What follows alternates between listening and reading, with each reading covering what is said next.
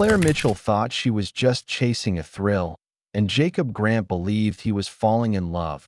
But when Michael Mitchell found out, one secret affair spiraled into a calculated murder that shocked an entire town. Claire Mitchell had always been seen as the image of grace in the quiet suburban town of Willow Creek. At 42, she lived what many called an ideal life. Married to Michael, her high school sweetheart, with 2 teenage children and a well-kept home nestled between manicured lawns and white picket fences. Her days were filled with PTA meetings, garden clubs, and grocery runs. From the outside, it was a postcard-perfect life. But for Claire, something was missing. The predictability of her routine had dulled her spirit, and the emotional distance that had grown between her and Michael made the silence in their home almost unbearable. He worked long hours as a contractor, often leaving early and returning late, always too tired to talk. The once spontaneous affection between them had long turned into polite exchanges and carefully coordinated schedules. Claire didn't know exactly when she started feeling invisible in her own life, but by the summer of that year, the feeling had grown roots. It was around this time that Jacob Grant returned home from college for the summer. At 19, Jacob was tall, lean, and had the confident charm of someone just beginning to understand the power of his own presence. He was the son of the Mitchell's neighbors, David and Lynn Grant, and had grown up playing in the same cul-de-sac as Claire's children. Claire had watched Jacob grow up, but when she saw him again that June, something shifted. He was no longer the awkward teenager she remembered. He had changed, and it stirred something inside her that she hadn't felt in years. It began innocently. A short conversation near the mailbox, a smile exchanged across the driveway, then longer talks while walking their dogs, timed conveniently when both knew the other would be outside. Jacob, home for the summer with little to do, welcomed the attention. Claire, trapped in the repetition of her domestic life, found herself drawn to his energy. It wasn't long before their exchanges turned flirtatious, each one a quiet rebellion against the lives they were supposed to live. What began as harmless curiosity soon spiraled into something much deeper and much more dangerous. They started meeting during the day when Jacob's parents were at work, sometimes in the park, sometimes at his house, always careful, always quiet. The thrill of secrecy added fuel to the fire. Claire felt alive again in a way she hadn't in years. For the first time in a long time, she felt seen. Jacob, young and impulsive, mistook Claire's attention for love. He became possessive, obsessed even, texting her constantly and talking about a future they could never have. Claire dismissed it at first as youthful fantasy, but the intensity grew. He began showing up at her home uninvited, waiting outside in his car, watching her from across the street. She tried to cool things down, but each attempt only made him cling harder. Then, something Claire never anticipated happened. Her daughter, Ava, came home early from school one afternoon. Claire had been at Jacob's house. Ava walked in through the back door and saw something she didn't fully understand: her mother and Jacob together. Shocked and confused, Ava left without saying anything, but the image stayed burned in her mind. Later that night, she told her older brother, Tyler. Tyler, in turn, told their father. Michael didn't react immediately. Instead, he became quiet and withdrawn, watching Claire closely over the next few days. She noticed the change but assumed he was simply preoccupied with work. He said nothing, but something had shifted. Michael began leaving the house at unusual times, sometimes returning late, sometimes not at all. Claire, distracted by her own guilt and the growing pressure from Jacob, didn't question him. She had no idea that Michael was already putting the pieces together. Unable to shake his suspicions, Michael hired a private investigator. Within a week, the truth was in front of him in black and white. Photos of Claire and Jacob together, embracing in his car, walking hand in hand through a secluded park. The evidence was undeniable. Michael was devastated, humiliated, and enraged. But instead of confronting Claire, he chose a different path. He would wait, watch, and plan. He told no one, not even the children, what he had found. He went about life as though nothing had changed. What Michael planned to do next would take the quiet tragedy of a broken marriage and turn it into a story that would haunt Willow Creek forever. The days following Jacob's disappearance were filled with confusion, silence, and quiet tension that seemed to linger in every corner of the neighborhood. Jacob's parents, David and Lynn Grant, initially assumed he had gone on one of his spontaneous camping trips. He had done it before, leaving without much notice, turning off his phone, and returning days later with vague stories about needing time alone. But when he missed his part-time shift at the local auto shop and didn't respond to any messages, concern turned into fear. By the third day, they contacted the police and officially filed a missing persons report. Flyers with Jacob's face appeared on every streetlight pole, gas station window, and community bulletin board in Willow Creek. Meanwhile, Claire was barely holding herself together. The news of Jacob's disappearance hit her like a bolt of lightning. She hadn't heard from him since their last meeting in the garage behind his house, the meeting where she had tried to end things once and for all. Jacob had become increasingly erratic and demanding, sending her text after text, some loving, some threatening. He had begun speaking as if she owed him something, as if their relationship was the only truth in her life. But Claire had realized how far it had all gone. The secrecy, the danger, the damage it was doing to her family, it had to stop. That night in the garage, she told him firmly that it was over. He had begged, pleaded, then turned angry, but she stood her ground and left. She hadn't heard from him since. Claire didn't know whether to feel relieved or worried. Part of her feared that Jacob had done something reckless, maybe even to himself. But another part feared something even worse. Someone else might have found out. She thought about Michael often, about his cold distance, the way he had started to stare through her instead of at her.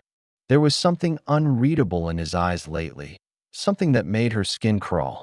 Still, she said nothing. The police began canvassing the neighborhood, going door to door, asking questions.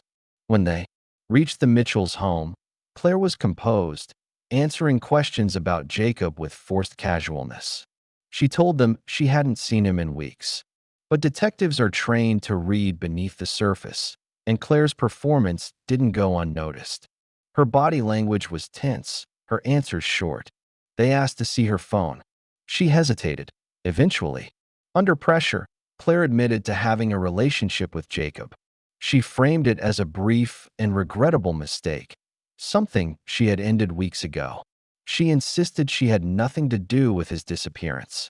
The detectives listened but didn't believe everything she said. They requested access to her text messages and call history. What they found added another layer to the mystery.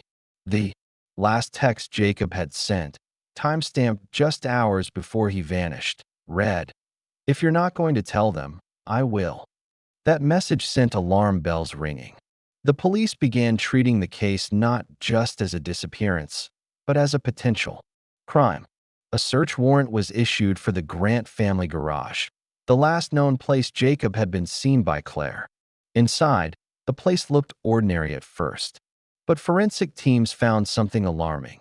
A small, dried pool of blood near the corner, partially obscured by storage boxes. The DNA was later confirmed to be Jacob's. They also recovered a broken smartphone wedged behind a set of old shelves. The screen was shattered, but parts of the message history were still retrievable. One name kept appearing again and again: Claire Mitchell. With mounting evidence, Claire was brought in for further questioning. This time, she was not calm. She was pale, visibly shaking, and unable to maintain the lies she had prepared. She repeated that she had tried to end things with Jacob, that he had become unstable, that she feared he might harm himself or her. But the detectives weren't convinced. Claire's story was unraveling. She couldn't explain the blood. She couldn't explain the broken phone or why she hadn't come forward sooner. The search expanded beyond the garage. Cadaver dogs were brought in to search the surrounding area. Neighbors watched in disbelief as officers dug up parts of the Grants' backyard. Tension spread through the community like wildfire. Everyone had questions, but no one had answers. Then came the discovery. Under a thick patch of disturbed soil near the base of an old oak tree, detectives uncovered a shallow grave. Wrapped in a tarp, the body was badly decomposed but still identifiable. It was Jacob. The cause of death wasn't immediately clear, but there were signs of blunt force trauma to the back of the head. The community that once celebrated quiet perfection was now the center of a gruesome investigation. And Claire was at the center of it all. The entire town of Willow Creek seemed to come to a halt after Jacob Grant's body was discovered. The local news station set up camp just outside the neighborhood entrance. Neighbors who had once gossiped about school events and lawn care now whispered in hushed tones about murder, betrayal, and the woman at the center of it all, Claire Mitchell. She had gone from the friendly housewife who always brought the best cookies to bake sales to the lead suspect in a homicide investigation. Her face was plastered across headlines and social media feeds, her life now dissected by strangers and analysts. But beneath the surface of public opinion, the police were still trying to untangle what had really happened the night Jacob died. The autopsy revealed a grim truth. Jacob had suffered a single, fatal blow to the back of his head from a heavy object, followed by signs that he had been moved post-mortem. Investigators returned to the Grants' garage, this time with a sharper eye. Hidden behind insulation in the wall, they found a pair of gloves stained with blood and a muddy shovel.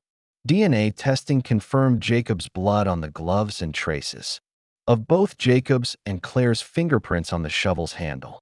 The garage had become a stage for something sinister, but there were still pieces missing. Claire remained in police custody during the investigation. Her story had changed again. She now admitted that the final meeting with Jacob had turned physical, that he had grabbed her, refused to let her leave, and shouted threats. She claimed she pushed him away and ran. She insisted he was alive when she left the garage and that she didn't know what happened after. Her lawyers painted her as a scared woman caught in a moment of panic, overwhelmed by an obsessive young man and her own collapsing world. But the evidence told a different story. The broken phone found in the garage had more to reveal. A forensic team recovered fragments of audio and video files, one of which included Jacob's voice, recorded unknowingly by the phone's voice memo function. The short clip captured Jacob arguing with someone, but the voice that responded wasn't Claire's. It was deeper, firmer, and unmistakably male. Detectives played the audio for Claire during another round of questioning. Her reaction was immediate: shock, confusion, and then fear. She recognized the voice. It was Michael. The revelation sent the investigation in a new direction. Up until now, Michael Mitchell had been relatively untouched by the case. He had given brief statements, expressed concern, and kept a low profile. But now, investigators turned their attention toward him. A warrant was issued to search the Mitchells' home. In the tool shed behind the house, buried under a pile of old tarps and containers, officers found a heavy steel wrench. It was rusted and dirty, but a quick field test revealed what they feared: traces of blood. Lab analysis later confirmed it was Jacob's. Michael was brought in for questioning, and what followed stunned even the most seasoned detectives. At first, he denied everything. He claimed the wrench hadn't been touched in months, that he hadn't been near the Grants' garage that night, that he had been working late and had proof.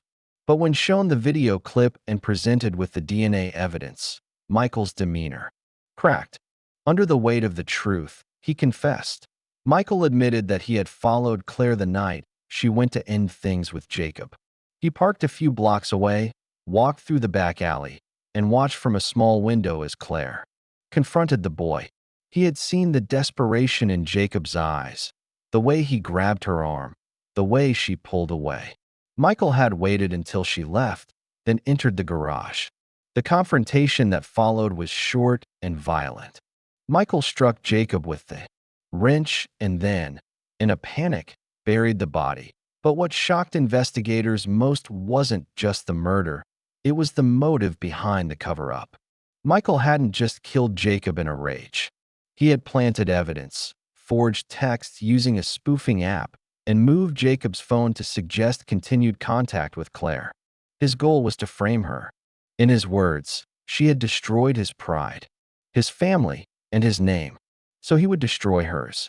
He wanted her to suffer publicly, to be judged, to be humiliated in the same way he felt humiliated by her betrayal. Claire was released the next day. The charges against her were dropped, but her name remained tarnished. The media had already convicted her in the court of public opinion. Though no longer facing prison, she returned home to find her life in ruins. Her children, once close and trusting, barely spoke to her. Neighbors avoided eye contact. Her marriage, her family, her image, everything was gone to A.S. Michael sat in a jail cell awaiting trial. The town of Willow Creek began to grapple with the reality that the real crime was not just the murder of a young man, but the quiet cruelty that had grown. Behind closed doors for years, the courtroom was packed the day Michael Mitchell's trial began. Reporters filled the gallery, sketch artists hunched over their pads, and dozens of curious locals who had once called him a friend now watched him with a mix of shock and disbelief. The man who had been known as a reliable contractor, a family man, and a community volunteer was now facing a first-degree murder charge. The prosecution painted him as a man who had been consumed by pride and rage, someone who couldn't accept the betrayal of his wife and chose to exact the ultimate revenge, not only on the young man involved, but on Claire herself. Their theory was simple. Michael had planned everything after discovering the affair and used the opportunity to frame Claire for murder. In his confession, Michael claimed the killing was spontaneous, a crime of passion committed in the heat of the moment. But evidence told a different story. Surveillance footage showed him purchasing heavy-duty gloves and a new shovel a week before Jacob's death. Records from his computer revealed that he had visited websites detailing how to spoof text messages and erase phone data. The state argued that this wasn't a sudden outburst, but a cold, calculated murder designed not only to eliminate Jacob but to ruin Claire's life. Claire took the stand during the second week of the trial. She walked into the courtroom with trembling hands and tired eyes, her once carefully composed image now replaced with raw vulnerability. She spoke clearly, recounting her relationship with Jacob, the secrecy, the regret, and how it all led to that final meeting in the garage. When asked about her marriage to Michael, she described a relationship that had long lost warmth, one held together only by habit and social expectation. She never imagined he was capable of murder, let alone framing her for it. Michael sat stone-faced. As she testified, never looking at her directly. His defense attorney tried to portray him as a broken man pushed to the edge, a victim of betrayal who lost control. But with every piece of digital evidence and each witness statement, that image began to crumble. The jury heard how Michael had accessed Jacob's social media accounts after his death, sending messages to Claire in an effort to make it appear Jacob was still alive. They listened to audio from the garage, Jacob pleading, then a sharp crack. In silence, they saw photos of the wrench, the gloves, the grave. The most damning testimony came from Michael's former co-worker, who admitted under oath that Michael had asked hypothetical questions about hiding a body just days before Jacob went missing. The courtroom went silent when that statement was read aloud. The prosecutor looked at the jury and said there was nothing hypothetical about what Michael had done. Michael never showed emotion during the trial. He declined to take the stand in his own defense. His lawyer argued that Michael had suffered a mental breakdown, a sudden psychological collapse brought on by betrayal, humiliation, and suppressed rage. But the jury didn't buy it. They deliberated for less than 6 hours before returning a unanimous verdict: guilty of first-degree murder, evidence tampering, and attempted framing. Michael was sentenced to life in prison without the possibility of parole. The judge, during sentencing, stated that the murder was not only an act of violence, but an elaborate attempt to manipulate justice and destroy the life of an innocent woman. He called Michael's actions as cruel as they were calculated. The aftermath was painful for everyone involved. Jacob's parents sobbed quietly during the sentencing, clutching a framed photo of their son. They said they would never forgive Michael for what he had done, and they didn't know if they could forgive Claire either. Claire's children were caught in a storm they never asked for, forced to reevaluate everything they thought they knew about their parents. Tyler, her son, moved out of the house months after the trial, refusing to live in a place where so many secrets had been buried.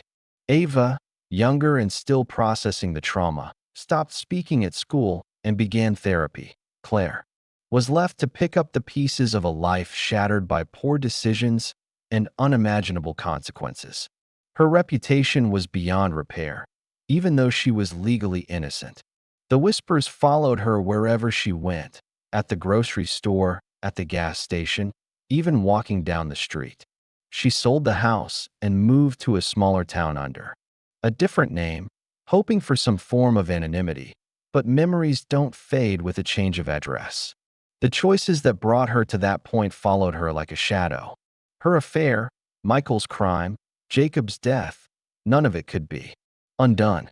Claire knew she would carry the weight of it forever. Years passed, but the echoes of what happened in Willow Creek never truly faded. The story of Jacob Grant's murder had once dominated headlines and evening news reports. It became the subject of podcasts, internet sleuth forums, and even a cable documentary series. Yet, for those closest to the tragedy, no broadcast could capture the full weight of what had been lost. In the quiet spaces beyond the media frenzy, the survivors of the story, Claire Mitchell, Jacob's grieving parents, and two shattered children, were left to navigate the ruins of their lives. Claire had relocated shortly after Michael's sentencing. With her name now forever tied to the scandal, she had no real choice but to disappear. She moved to a small coastal town 3 states away under her maiden name, renting a modest one-bedroom apartment and taking a job as a clerk in a bookstore. The woman who had once hosted garden parties and managed household schedules now lived in near total isolation. She avoided neighbors, rarely spoke more than necessary, and never revealed anything about her past. The bookstore was quiet and uneventful, just the way she wanted it. Yet even in her anonymity, the weight of her choices lingered. She spent many nights replaying the events that had led to Jacob's death. The affair she thought was a harmless escape had unraveled into a nightmare no one could have predicted. She didn't just mourn the young man who had died. She mourned her former self, the life she had destroyed, and the children who now barely acknowledged her existence. Letters sent to Tyler and Ava went unanswered. Holidays passed in silence. The few times she tried to call, she was met with voicemails that never returned her messages. She understood. Their silence was her punishment that Jacob's parents never moved back into their home after the trial. The yard, once meticulously maintained by David, grew wild and overgrown. The Grants left Willow Creek entirely, settling near their extended family in Ohio. There, they worked through their grief the only way they knew how, by turning inward. Lynn Grant became an advocate for young adult mental health, sharing Jacob's story at college campuses and therapy conferences. David, though quieter, volunteered with a youth outreach program. They had lost their son in the most senseless way imaginable, but they were determined not to let his death be forgotten. They refused to let Jacob become just another name on a list of victims. Back in Willow Creek, the community eventually returned to a new kind of normal. The Mitchells' house was sold, renovated, and purchased by a family unaware of the grim history embedded in its walls. Neighbors moved on, some never speaking of what happened again, while others couldn't help but recall it every time they passed the old Grant property. The silence that once defined the neighborhood had returned, but it carried a different weight now. It was no longer peaceful, it was haunted. Michael Mitchell, locked away in a maximum security prison, remained mostly silent during his incarceration. He never sought an appeal, never granted an interview, and never wrote a letter to his children. Other inmates called him the contractor after reading about his case. He kept to himself, reportedly spending most of his time in the prison library. There were rumors that he had taken up woodworking as part of a rehabilitation program. But beyond that, no one on the outside heard much from him. His children never visited. Claire never sent a letter. The man who had once orchestrated an elaborate plan to ruin someone else's life now lived a life stripped of everything, including the attention he once craved. Ava, now in college, slowly began to rebuild her life. She changed her last name and focused on psychology, perhaps in an effort to understand the chaos of her teenage years.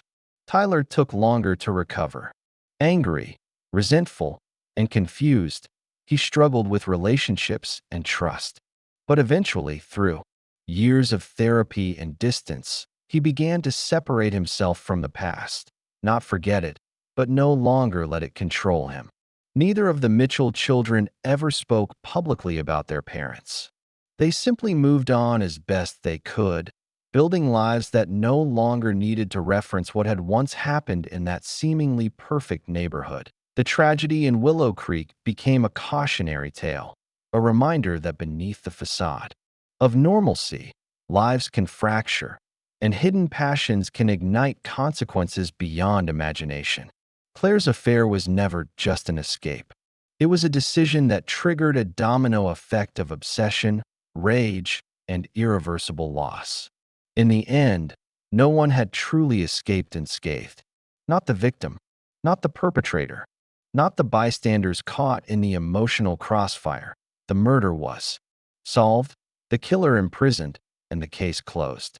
But the story, in all its complexity, lived on, in whispers, in scars, and in the quiet spaces left behind by the people who never came home.